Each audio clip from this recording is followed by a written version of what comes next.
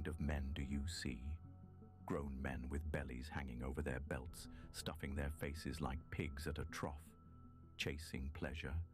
Another drink, another bite, another meaningless night with a woman whose name they know they don't have a future with. These were once bright boys, full of potential. Now they wander, directionless. Their parents once took them to church, placed Bibles in their hands, encouraged them to read, to learn, to walk in the path of righteousness. They sat in Sunday school, heard the stories of David, of Moses, of Paul. They were taught about discipline, about faith, about the power of God. Some were even sent to Bible study, surrounded by a community that wanted them to grow in wisdom and truth. But they never took it seriously. They nodded along, recited verses, but let the words pass through them like water through open hands. They failed to let the word sharpen them, failed to let discipline shape them into men of God. And as the years passed, the world became louder than their faith. Now they are here, grown but empty, indulging in distractions, avoiding the weight of their own weakness.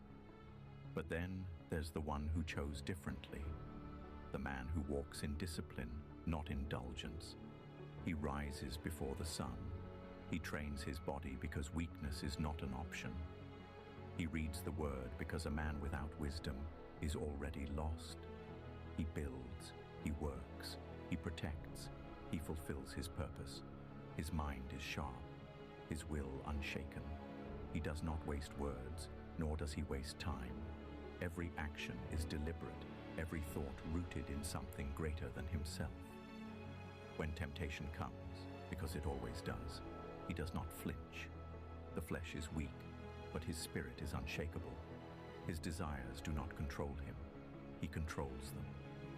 The world bows to its urges. He bows to God. Society calls it fun. He calls it slavery, to food, to screens, to fleeting pleasures that corrode the soul. The world is full of grown boys who never became men. But he is different.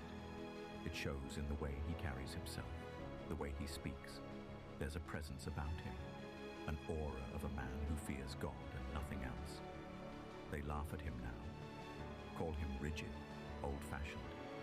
Tell him to live a little, let them laugh, because in 10 years they'll see. Their eyes will be sunken, their bodies broken.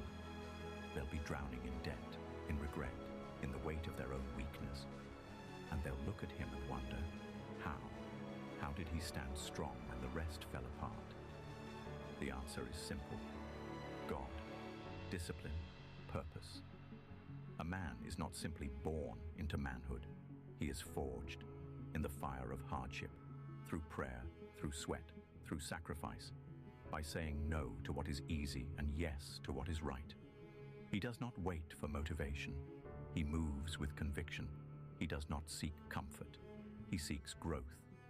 His body is strong because it must be. His mind is sharp because the world is full of lies. His heart is steady because it is anchored in truth. That's why he walks differently, moves differently.